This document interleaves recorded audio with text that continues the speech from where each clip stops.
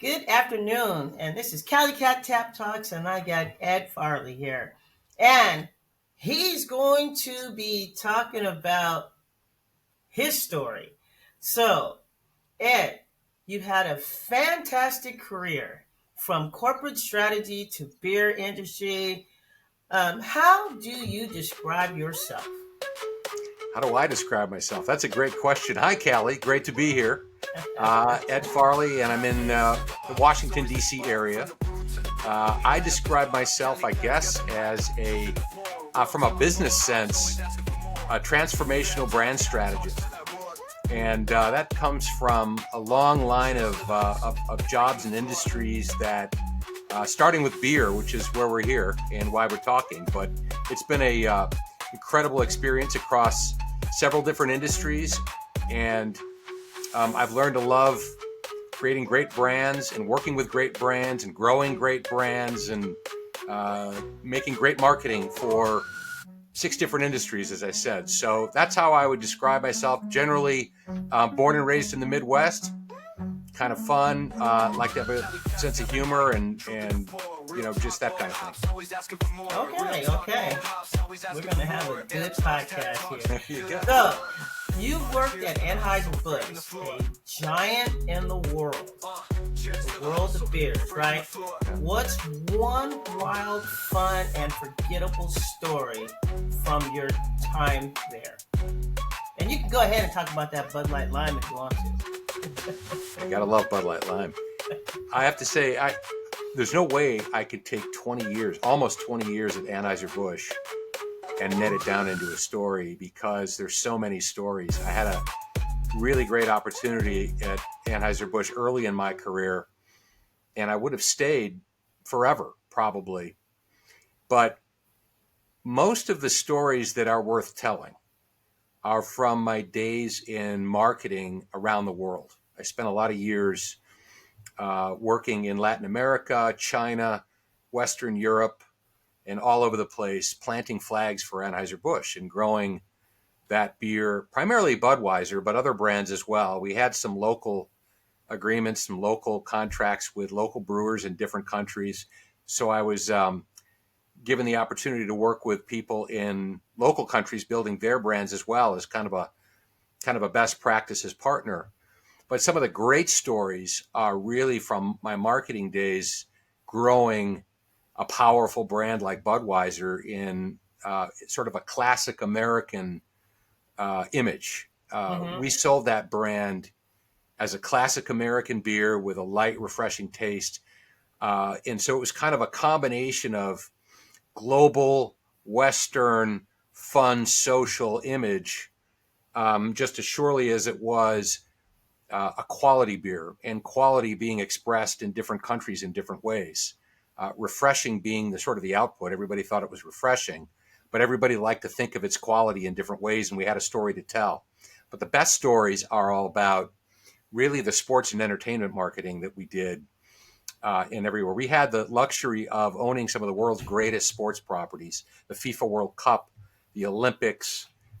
We had a sponsorship of Manchester United, the English Premier League, Major League Baseball, the National Basketball Association. We did quite a few local sponsorships as well, lifestyle type sponsorships. I would say after 4 World Cups, the wildest, greatest stories would be, I could pick one, probably at one point early in the 2000s, Japan and Korea hosted the World Cup together.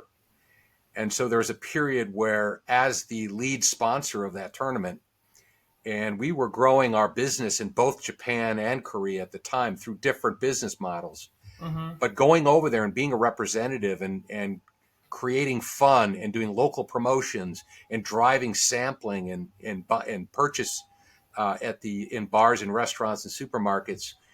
We had all sorts of innovative stuff going on in those markets. And you would run into the most famous soccer players, football players, we should say, right? From all of the different country teams, entertainment artists, everybody over there to have a great time. And we're flying back and forth over the Sea of Japan, just sort of watching football, watching soccer, and meeting up with the likes of David Beckham and, the Brazilian national team and, politicians and everyone, just enjoying ourselves and selling Budweiser and being a part of the fun and the global madness that is World Cup and the enthusiasm for soccer that everybody sort of drew them to that market. So some amazing stories of sports and entertainment over the years with Anheuser-Busch and FIFA World Cup, totally memorable. Wow. Wow. That sounds amazing. You met a lot of people. A We lot did, of yeah. people. Yeah. So when did beer stop being just a beverage for you and become something you felt passionate about helping to grow and protect? Well, I think I just started with beer, as I began consuming alcohol beverages years and years and years ago. And I worked for an advertising agency and eventually was recruited over to work for Anheuser-Busch. Immediately, it was clear to me that they wore their values on their sleeves.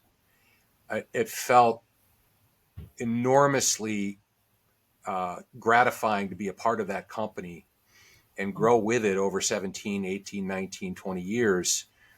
But what really stuck with me are the values that they had in terms of how much they cared for the consumer and how much beer should be a part of a way of life, right? It's sort of they sort of phrased it as sort of a good part of the good life. And it should be at the table. It should be with you after work or in a bar with your friends or at a social outing or in front of sports. And it should be quality. It should be well made and it should be well sold. And we should sell it as leaders. And we had this other saying called "sell it as if you are, always adopting the look of the leader." Mm. And over time, over the years, it just became part of a lifestyle that I felt it grew into a passion because that company just was all about passion, whatever they did, right? And I think our retailers felt that. I think our distributors, our wholesalers, probably the most important part of our business, the wholesalers, felt that way about the brand. And I know the consumers did because we had a great rise over the years. It's still rising. Anheuser-Busch InBev is now the number one brewery in the world, Yeah, and and they that, own a yes. lot of different beers and breweries and brands. But it was a true passion when I joined that company. Wow. So if you work directly with breweries, what's one or two stories from those partnerships that still stick with you? Yeah, the one thing I'll say is that when you work with different breweries, and I'm going to go ahead and I'm going to talk to you a little bit about the international realm because there are a lot of great comparisons to any brewery, right? Because every brewery has its own culture, every brewery has its own, positioning and strategy and how they work with consumers and how they work with themselves and their own company culture. But internationally, what I learned was uh, getting to know the market. Getting to know the market is the most important, obvious thing that you need to be able to do in order to understand how best to sell your products to that market. So gleaning insights from consumers, understanding retailer attitudes, understanding where your retailers are, understanding where your wholesalers need help in distribution, in pricing, what do their portfolios look like, and really getting to know the local market and being a master of your local market. Those are some things that were really important. And then I think, as being a marketer, just understanding insights about beverage drinkers, beer drinkers in a given market was really important. So, for example, we talked a little bit about quality. Mm-hmm. The perception of quality is really different from market to market, country to country. I'll give you an example. I lived for 3 years. I was placed in Brazil by Anheuser-Busch. So I lived down in Sao Paulo and Rio de Janeiro for 3 years. And their interpretation, those consumers, as I tested Budweiser and we had our Budweiser distribution down there, their perception of quality was very different from the work that we did in China, for Mm-hmm. example. When you talk to mainland Chinese consumers about how they perceive the quality of beer, you're talking about it in a very different way. You're creating advertising and marketing and branding and promotional messaging very differently than you would in Latin America, Brazil and specifically. So, for example, in Brazil, quality is all about smoothness and refreshment and light and balanced and crisp and sort of taste orientation, right? It's all about sort of the taste going down. Um, in China and in other markets in Asia, the definition of quality is it's really all about um, processing it, making it, brewing it, producing it. How many quality checks does it go through? What types Mm-hmm. of hops are being used? What is the yeast strain? What kind of barley malt do you use? How many tests does the water get before it gets produced with the beer? How long does it ferment? I mean, literally, you would have to put that into the advertising um, in real kind of language, simple language for the consumer to feel good about quality. And you learned all this through gleaning those types of insights and research. But you really have to stop before you go into a market and understand the needs and wants of the individual consumers and how you can best launch your beer and grow it Mm-hmm. through the lens of the eyes of consumers, right? You've got to get them, you've got to know what they mean and what they mean by good beer and why they're selecting what they're selecting and how they define an experience. Oh, yeah, true. That's very true. It's about the process. Yeah, very educated. Yeah. So breweries are facing some unique challenges, right? What's a problem you helped solve that made a lasting impact? Yeah. So I'll give you another example of when I returned from Brazil. I was just talking about living there for 3 years. I returned back to the United States, spent some more time growing beer around the world in different ways, shapes, and forms, and contracting it and licensing it and selling it, and learned quite a bit about best practices internationally. And internationally, the most dominant form of distribution is on premise. So more people are drinking beer on premise in bars and restaurants than they are buying it like we Americans in the supermarkets. It was the exact opposite. I think at the time it was late 90s, it was 70% on premise in most international markets, 30% off premise in terms of buying it in supermarkets. Here in the United States, it was the exact opposite. 70% of the beer was being purchased in supermarkets and convenience stores, 30% was being consumed on premise. And what was happening was that not only was that a smaller share, but as we all know, alcoholic drinks, there were sort of flavored alcohols coming in. There were the mixology craze started to Mm-hmm. kind of arrive, and beer was losing its luster. It was losing the craft beer revolution had not quite started. So we were in this weird time frame where the goal was, Ed, can you help to solve some of the image of beer on premise? We need to grow. As we all know, beer is all about use occasions, right?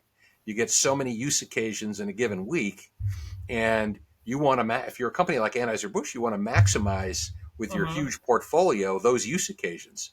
And we had the Budweiser family and the Bud Light and the Michelob family and the Busch family and craft beers and other things. And so we really wanted to improve uh, our presence in use occasions. So how do we improve? The question came to me: how do we improve the image of beer on premise? What can we do to go to our retailer partners, bars, restaurants, chains, on premise, and get them to think about beer in a different way? And this was exactly the time when it was needed. And so what we did was we developed a number of initiatives. One, the most obvious, was glassware. Okay. We Okay. ended up getting Stella Artois as our distribution partner. They hadn't They weren't yet part of our Anheuser-Busch InBev portfolio because it was pre-sale. And we launched Stella in glassware in New York City with a beautiful pour and a specific chalice glass. We all remember the chalice glass. The right pour, the right serve, and the right presentation.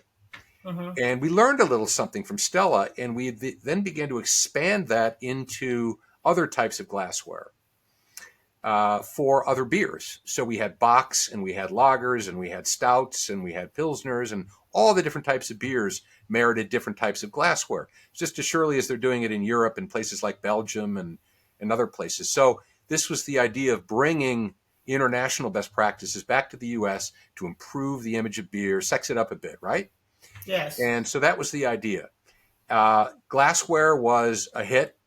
We got better distribution in large chains.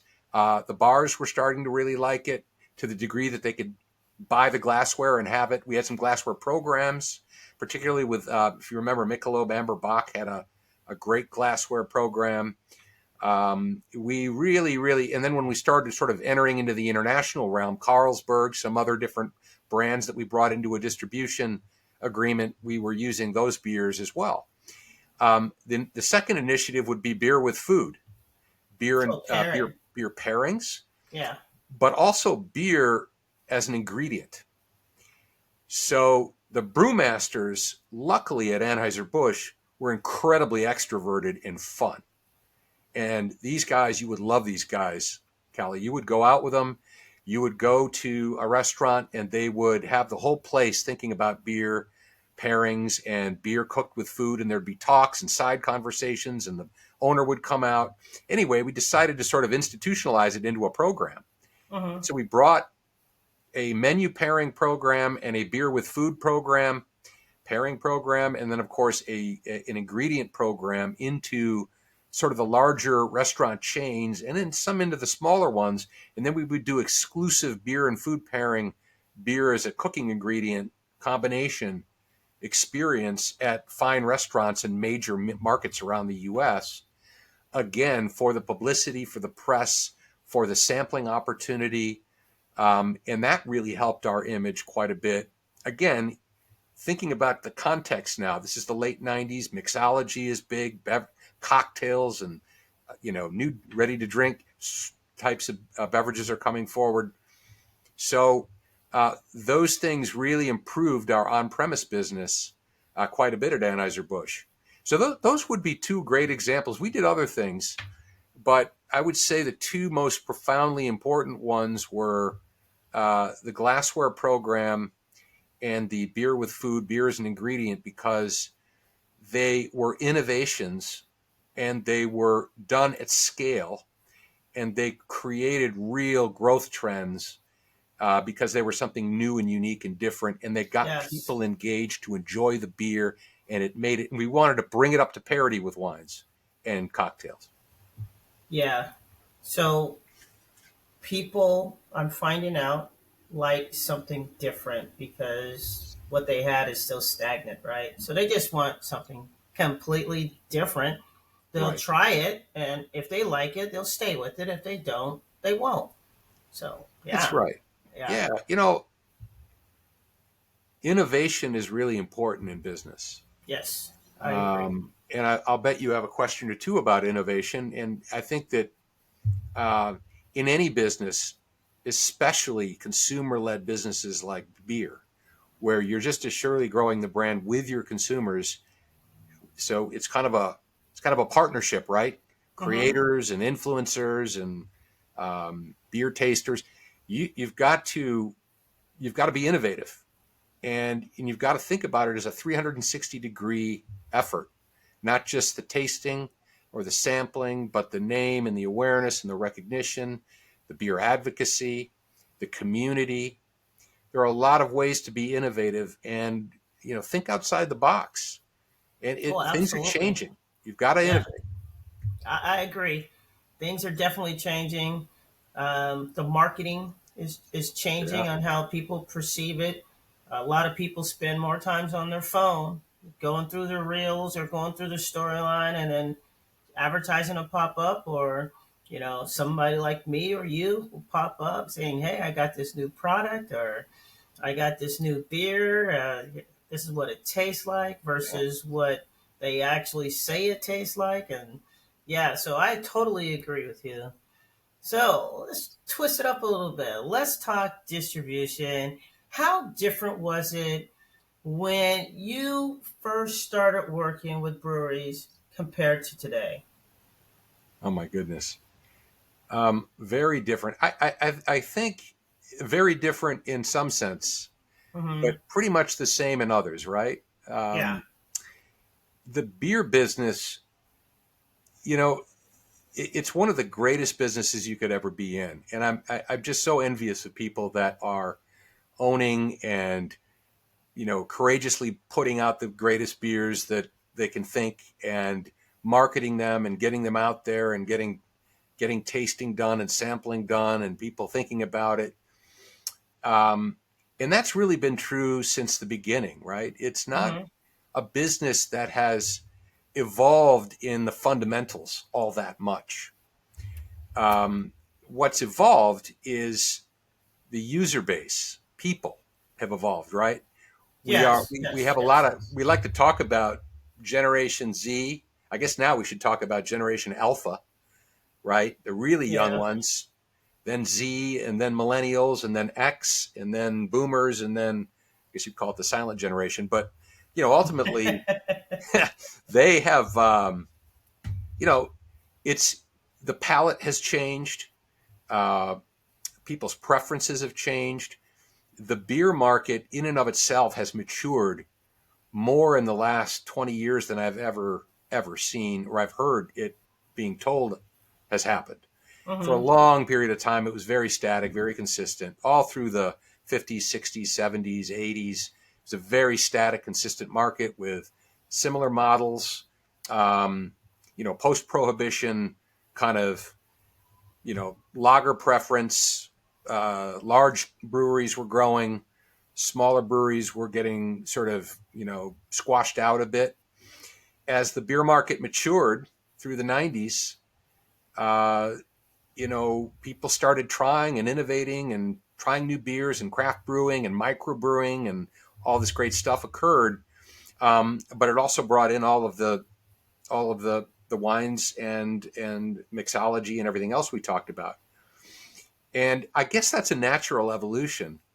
Mm-hmm. But what happened in tandem were all these new generations and health and wellness and non-alcohol preferences and all the things you're seeing out there now are rooted in the experience of all these different generations, particularly the highest consuming population, which is that 21 to 34-year-old Gen Z, where they are completely different from prior generations, prior 21 to 34-year-old millennials or 21 to 34-year-old Gen Xers. I mean, they are more health conscious.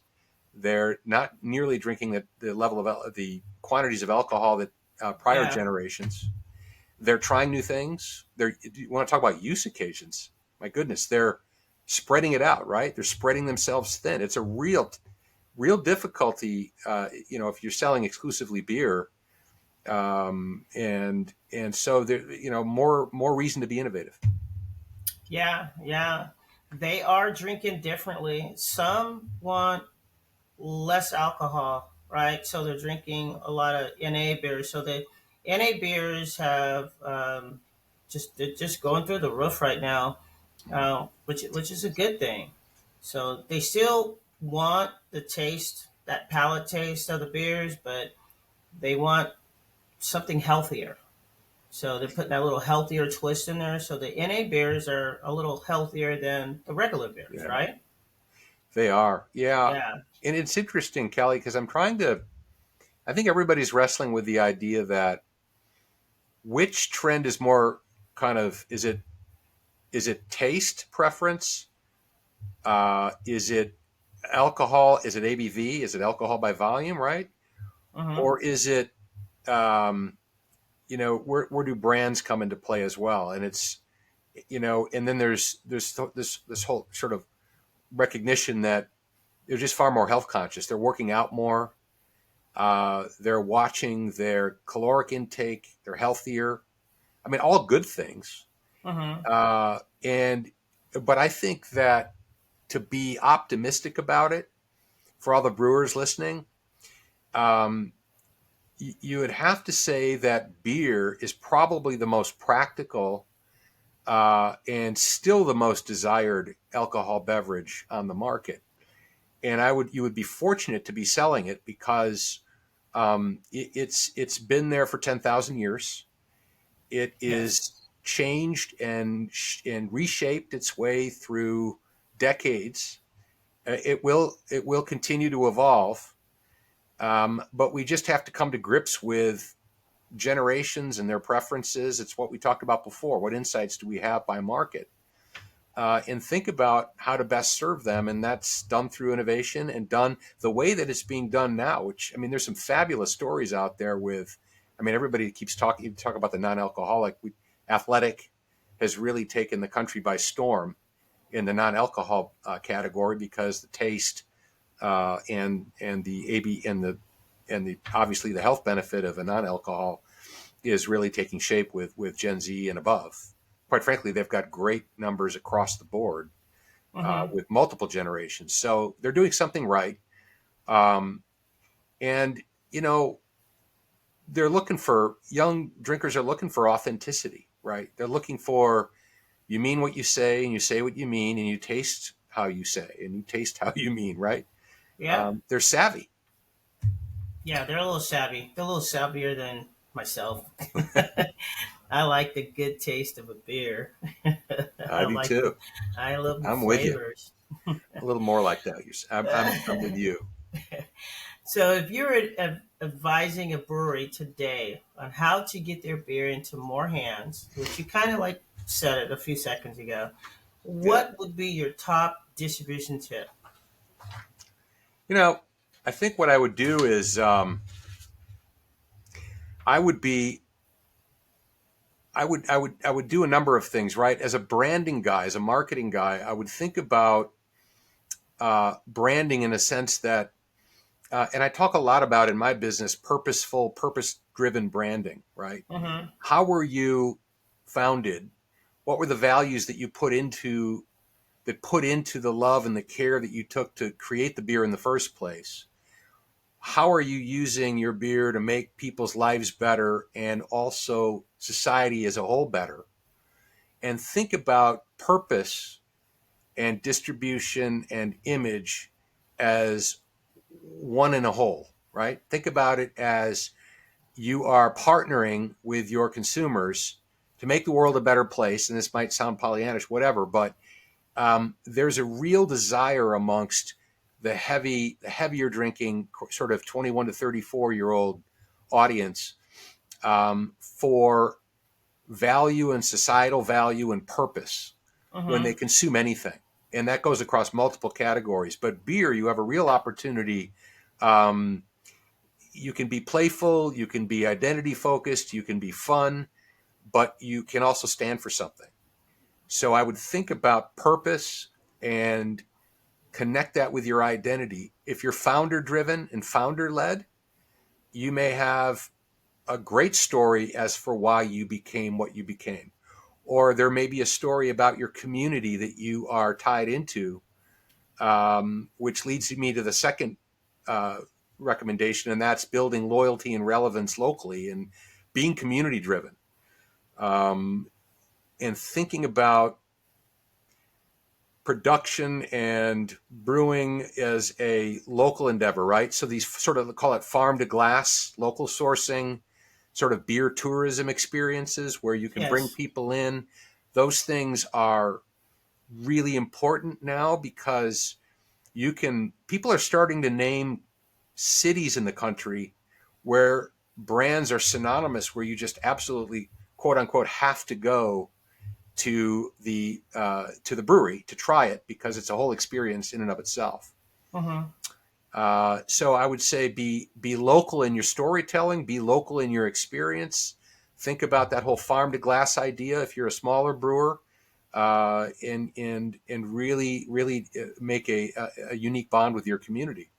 We talked a little bit about low ABV or non-alcoholic offerings. Always a good idea to have those in your portfolio. If you're a retailer, if you're a craft brewer, think about making one. A full tasting, award-winning kind of something that you can stand by. That's an NA offering, and that may be a great complement to what you're doing. I do think that you should differentiate yourself with creative flavors and packaging. Uh, there's a real dense craft market right now, but I think some of the more successful brewers that I've seen experiment. They experiment quite a bit. They are doing it both with the liquid and the packaging. With on the liquid side, they're infusing different things. There's fruit. There's Yeah, yeah. different types of. Obviously, you can create different types of Sours, beers there's with different. ciders, there's barrel aged, My there's all goodness, kinds. yeah, it There's just there's pears. so many, so Yeah. many.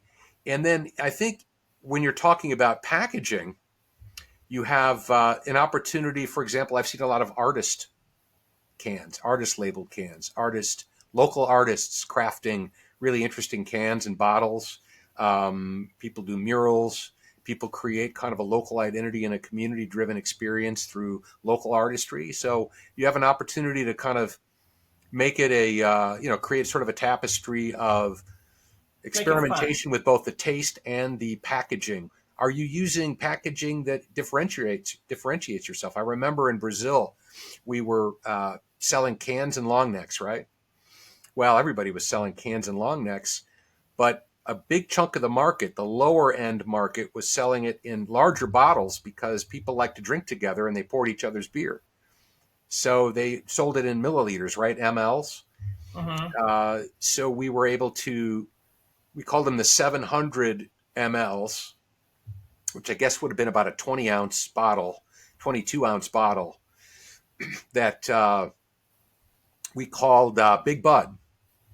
Now it's funny now, but back then, if you're going to, you need to cater to how people drink. And in that case, they were drinking in pairs or in groups, and everybody poured each other's beers out of those big bottles as a sign of kind of connectivity. And so that's just the lesson that stuck with me was don't get stuck on traditional packaging. Maybe there's another way to package it. Yeah. And it isn't just about design. So I'm agreeing totally what you're saying. Yeah. The one thing that I like, and I think the fad is still going with, is um, I love going to like different breweries and having a flight and tasting the different types of beers and then having some available to go so I could take home and share with friends. And I also truly love is the artwork on these cans, artwork on the bottles. They're phenomenal. Um, the artists are not getting enough credit for the things that they are putting on these cans. I will walk into a liquor store and buy a beer just for the artwork and then Yeah. take it home. Hey, this beer is phenomenal. Should have got a second one. Yeah. So that is a market that really needs to be tapped. It captures the eyes of people, and as I talk with other people, they do the same thing. They don't know what they're buying, but they're going to go get this one because this one looks really cool. So yeah. The Yeah. next question I have for you is: you've got the corporate strategy, you've got that brain, right? And you've got the craft beer heart. So how do you merge those worlds without losing the magic? Well, in my world, it's staying up to date with both Mm-hmm. marketing and consumers. Um, we live in I'll give an example. In my world of branding and marketing, we live in a data driven market where there's just, with AI coming as well, you have the opportunity to get to know your consumer far more than perhaps in other ways. Um, we can do a better job storytelling and reaching the right audiences with stories Mm-hmm. by understanding what best engages our audience and what motivates them. Today, what we're seeing is uh, creators and influencers in tandem with companies who are purpose driven, Mm-hmm. as I said, create the best products and have the best results. So, what does that mean? What it means is we now live in a consumer driven world, right? So we used to call it a B2C, right? Oh, you're in B2B business or you're in the B2C business. Well, now in the beer business, it's B2B2C, brewer to wholesaler to retailer slash consumer. But in the middle, you've got the C, the consumer, who's out there advocating for your brand and building it just as surely as you are. And with social media and digital outreach, creators and influencers and partners are becoming more critical than ever to develop your strategy. So as you talk, you asked me about connecting the corporate mind Mm-hmm. to the market and the evolution of beer and where it is and drinkers out there. You've got to enlist their help. You've got to be out there in the market sampling, but you also have to be digitally agile. You have to be building communities of advocates and drinkers who are ready to champion your beer on a moment's notice and show up and be there Mm-hmm. for you. And they are willing to do it because that's, the generation is quite Changing. reliable in that sense, Yeah. as you know. Yeah. Yes. Uh, and so that's, I think in the world of marketing, it used to be, we made great commercials. We made Mm-hmm. Super Bowl commercials. I've been involved in those. Great sports marketing, great entertainment marketing, great distribution, great wholesalers, funny ads, all the great Bud Light ads you probably could talk through. But at the end Yeah. of the The day, Christmas. The Christmas. it's not enough. It's Yeah. not enough, right? It's time for now you've got to enlist the help of your the very audience that you're delivering it to, and they're more than happy to help. So again, I want to be optimistic. I do think there's real opportunities for growth with Mm-hmm. craft brewers, especially. It's going to be a little harder for the large brewers, but with craft brewers, if you're agile and you recognize purpose-driven marketing opportunities and embrace your influencers in the market and be experimental and innovate, I think you're going to have an opportunity to grow. And I'm looking to see it everywhere. I really am. Yeah. So, but when you walk into a tap room, do you look at the beer first, or do you secretly like analyze what's going on in this tap room or brewery? Oh, I look at the beer. Yeah, you know, I still can't. One of the most important things you can do when you're in the beer business, I learned after 17 years, is get out in the market. And when you get into one of those, and you know them, Cal, one of those great kind of local craft brewers where they Mm-hmm. have a wonderful little, tasting room and, maybe a sales area. You can walk in and there's a bar and you can look at the chalkboard and see what they've got. There's nothing better than I look around, I look at how, is there seating, is there no seating, are there bartenders smiling behind the bar, how creative are the chalkboards, how many taps, what do the taps look like, what are the draft stanchions, what do they look like, what's the Mm-hmm. beer look like, how they pouring beer. I kind of get a sense of the culture and the vibe and the flow of that place, and I get my hands around it, and then I really, really, really tackle the chalkboard, and I look at the different kinds of things that they're doing and how they've organized it, and then I have hopefully a great conversation with the bartender. Yeah, that's like me when I The go. age old I'm Yeah. Yes. Yes. technique of learning. I agree. So, if a new brewery owner came to you tomorrow, what's the first piece of advice you would give them for surviving their first year or the first 6 months? I would say, how do you collect the right intelligence about your market? Who are your drinkers? Where do they live? And how do you know what they want? Okay. Now, easier said than done, Yeah, because yeah. certain, you may be a brewer that loves to brew Pilsners. And you may live in a market that has an overwhelming preference for IPAs.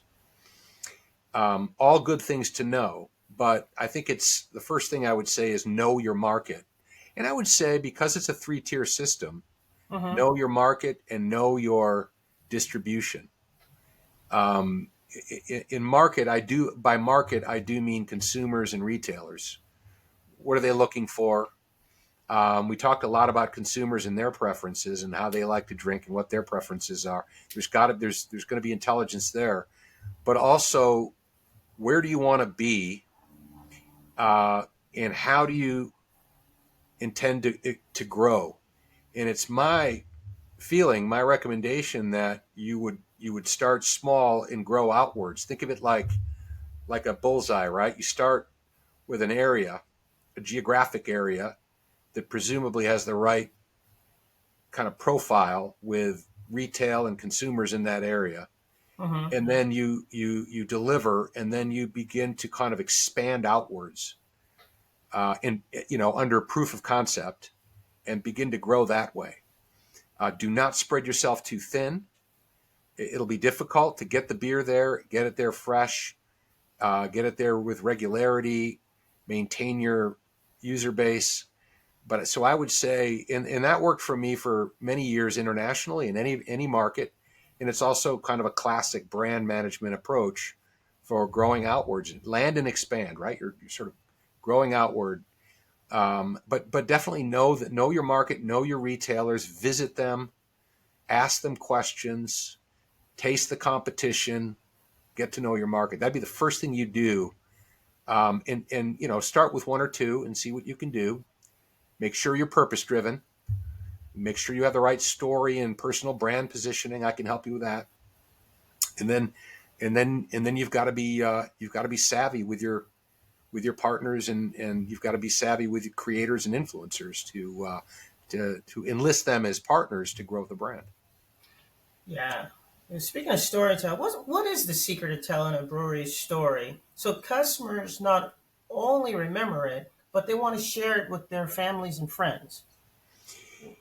For us, and I say us still because I'm still kind of quite a bit of loyalty. When I was at Anheuser-Busch, the approach we took was let the fun occur in the media, Mm-hmm. but tell the story in the brewery. So we wanted people to really see our quality.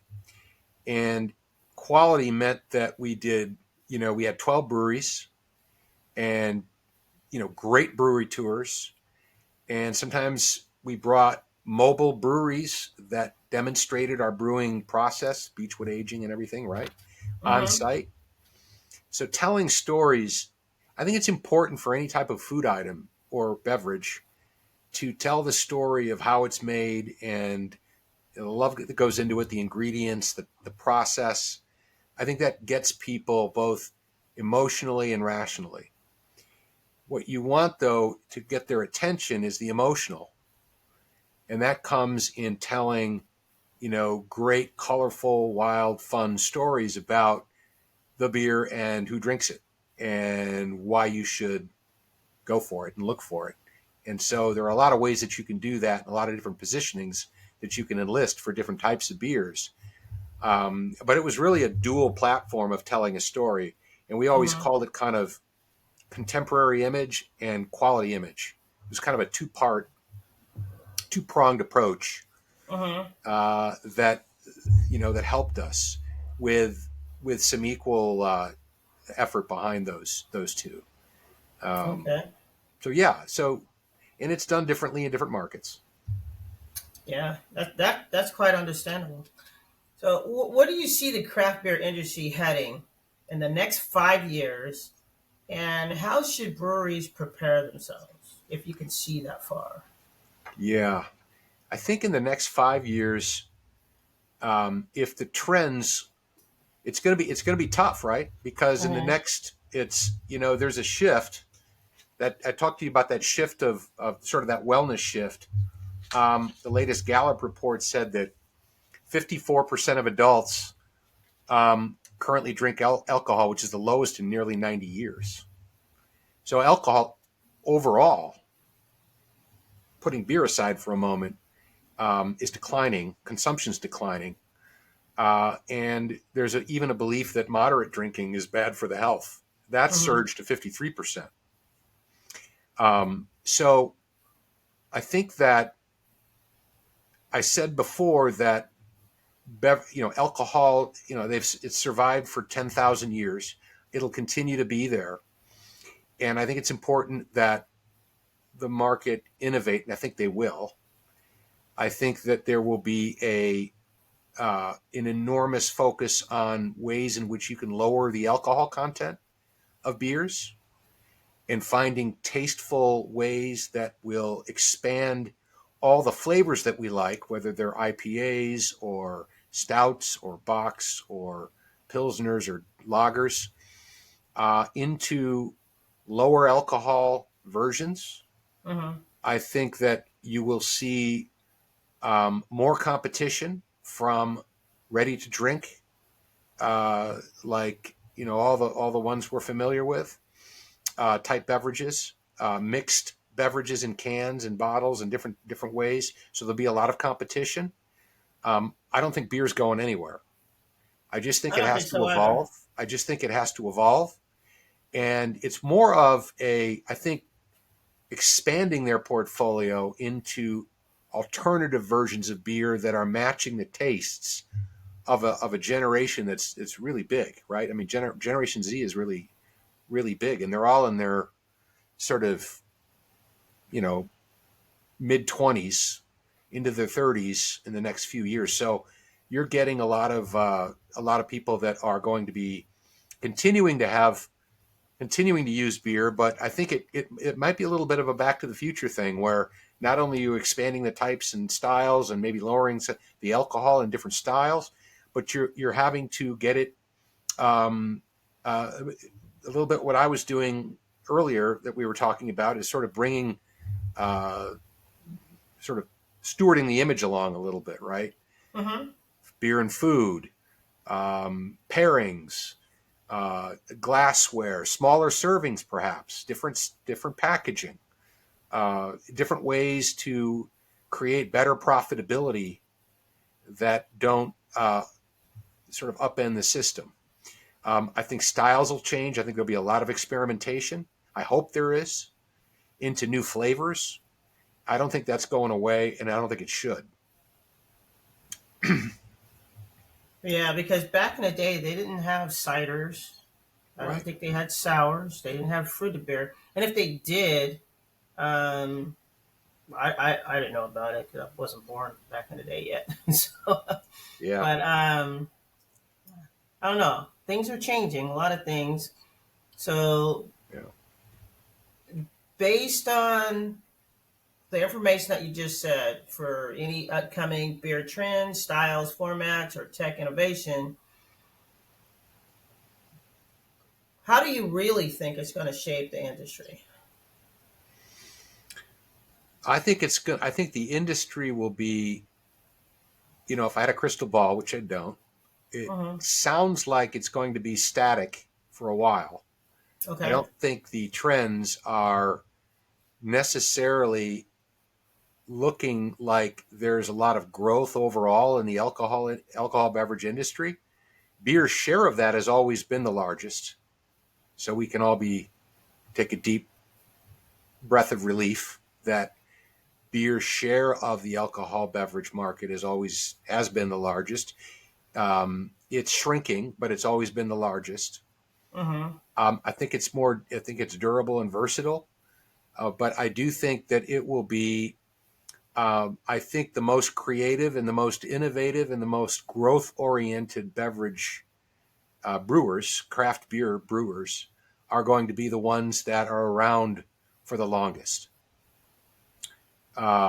If that makes sense. I think you've got to begin to think about innovating in your product line, as well as your outreach methods for bringing in new drinkers and consumers and interesting younger drinkers to get them to expand their use occasions. That's understandable. It's a That's very roundabout way of understandable. saying no one's sure, but this is the time to press the metal, the pedal to the metal, Yeah, and start thinking differently, out of the box. yeah. You said that at the beginning. We all have to start thinking outside the box to be able to Right, more innovative to capture right.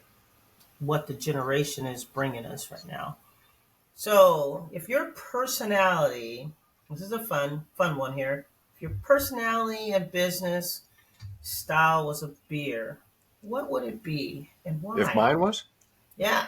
If your personality was a style of a beer, what would it be and why?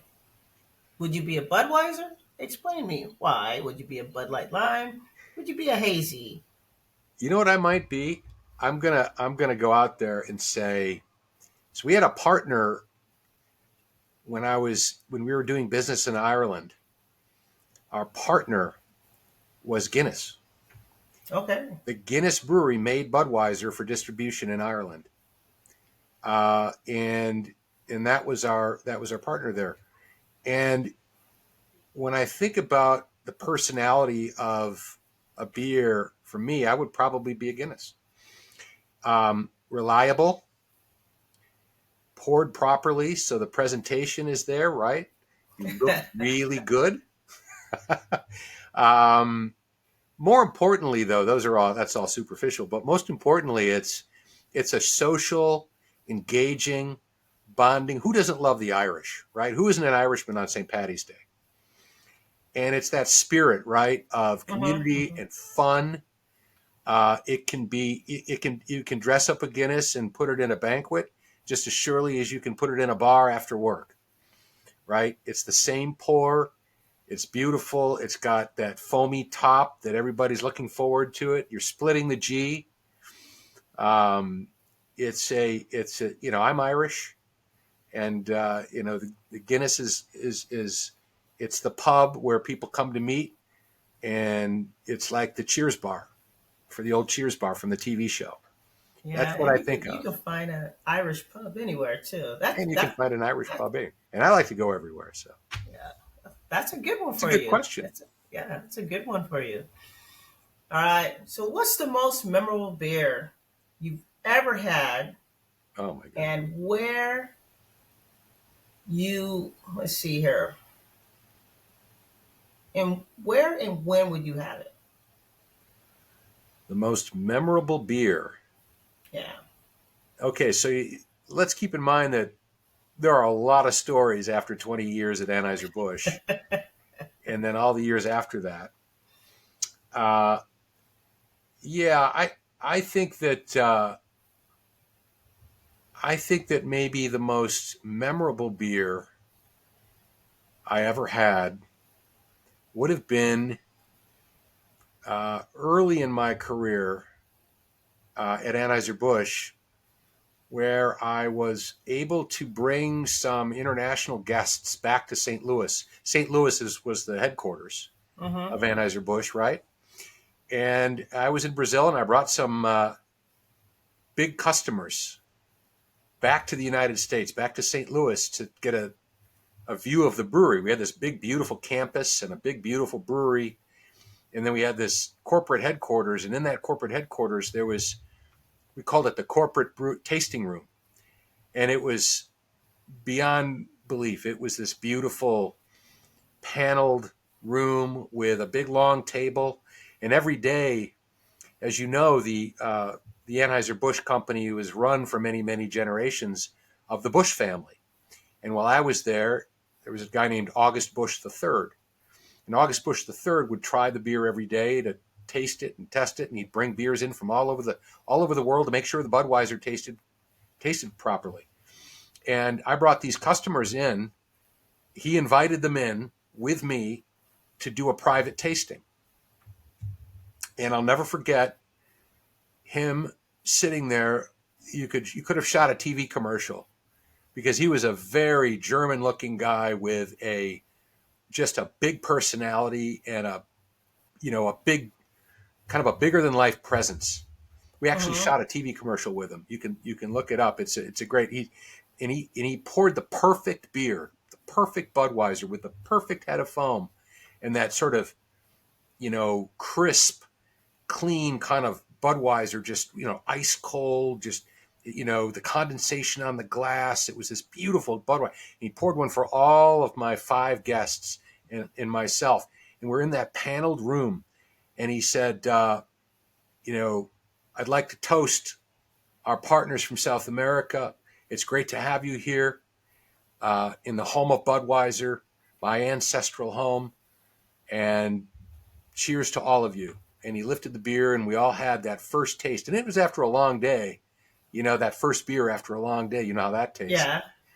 And it was an ice cold Bud, and everybody kind of clinked glasses and had that taste. And it was a really memorable story of that's when you felt the values on your sleeve. That's when you knew that this was something more than a product. It was a culture. It was a purpose.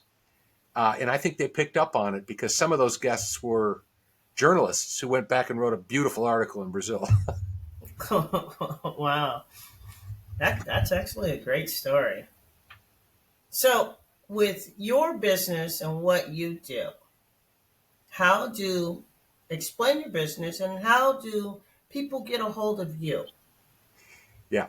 Well, thank you. I work for a company, a boutique advisory firm called Newport, and we are spread out across the United States. There's only about 47 of us. All of us are seasoned C-suite, former C-suite players in various industries, various companies. All of us were either CEOs in our prior careers or COOs. I was a CMO, and there were many different types of HROs in the HR business. And our purpose is to help founder-led, privately owned, middle market companies like craft brewers and others to grow, to accelerate their growth, to find new ways to grow, and then if they so choose later on, to exit and get the full realization of the value of their company. So sometimes that happens, sometimes it doesn't. Many times we get a group of people who come in and tackle problems, all of it being very personalized, bespoke, advisory. And every company has a different need. And we go in and we do an assessment, and we work with a CEO. In many ways, I like to sit and be an advisory to the CEO or to the CMO.